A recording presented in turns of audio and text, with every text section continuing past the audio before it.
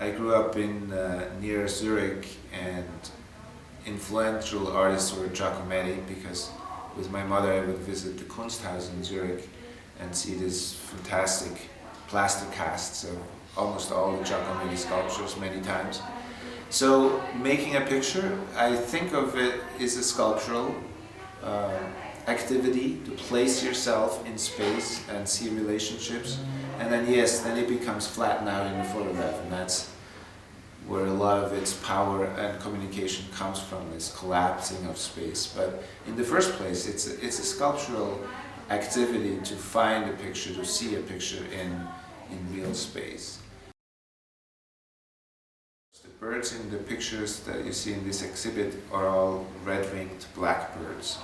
And even though there's many different kind of birds that come to that valley, I was interested particular in these birds because they have a beautiful outline and they fly in very interesting formations. And it was really the structure of these formations and the movements, how they could navigate without an apparent leader, how they could not crash, how they could find their way within this group was very interesting to me. They seemed like hieroglyphs or some kind of signs written in the sky. They seemed like remnants of some archaic language that we know somehow in our bodies, but we can't really understand anymore because we have lost this sense of orientation in space and relationship to others next to us.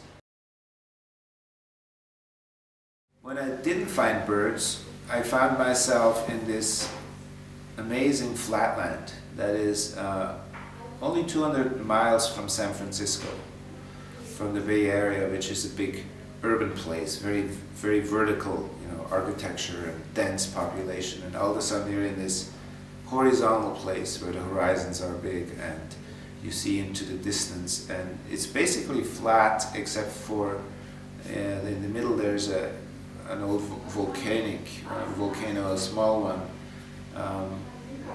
and then there's depressions where a lot of the marshes are and where a lot of the birds congregate.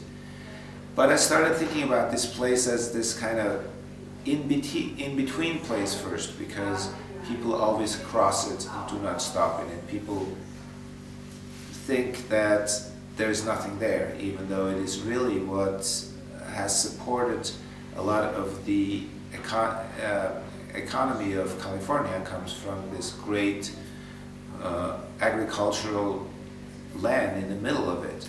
Maybe there would be no Hollywood if there wasn't this base of very rich agriculture that could support the coming up of other industries.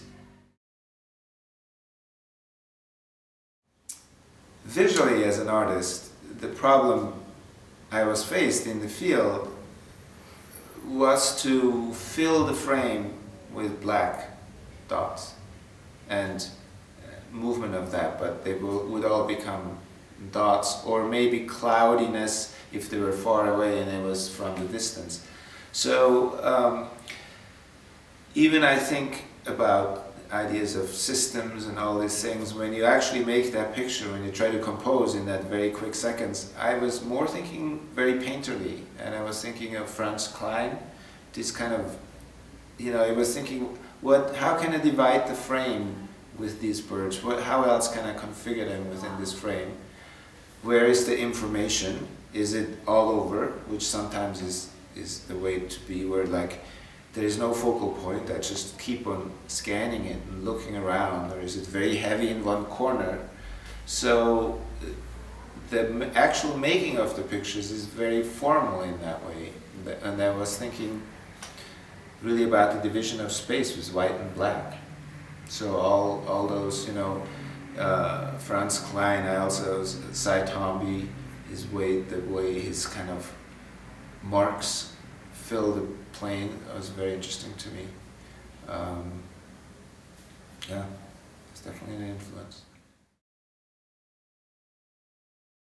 It is true what I photographed are the traces, and the people are not there. I think that most of the pictures are about the people, even though there's no portraits, because I wasn't so interested in Farmer Joe or Welder Bill or somebody like that, because it would become about the individual, about a character. But I was very interested in what people are doing, what they're leaving, their traces, the way they make canals to channel the water, the way they till the field, the way they stack the hay.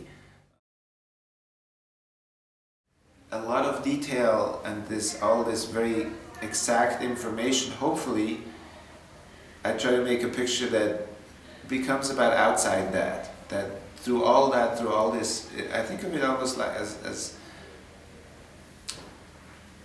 stories or literature or words, and all this textures and information will hopefully reflect about something that's outside itself too, but it should also document very clearly this particular place. So this was the first time in my work I really thought about place. I thought this is here, this is real. I want to mirror this and kind of tell about this in a narrative way, but at the same time I also want to use this as a model, as a place to talk about relationship of culture and nature and control and our kind of internalizing of nature, how we kind of, we know it is so important and it is part of us, but yet we also have this kind of difference to it. Yes, it is a document. I believe in its grounding through the idea of it is real, it is a place, somebody saw this place, it is some kind of truth about this place, and there's no, the truth doesn't exist, there's many different versions of it, and that the photographer, the artist is a witness to something that happens, so it has a documentary sense about it, but it goes outside, it must go outside of that. And also sometimes it includes fiction, because fiction can tell a truth as well as what you just find out there. So sometimes the images are really fictions. When you create something in a photograph, you create a relationship that doesn't exist.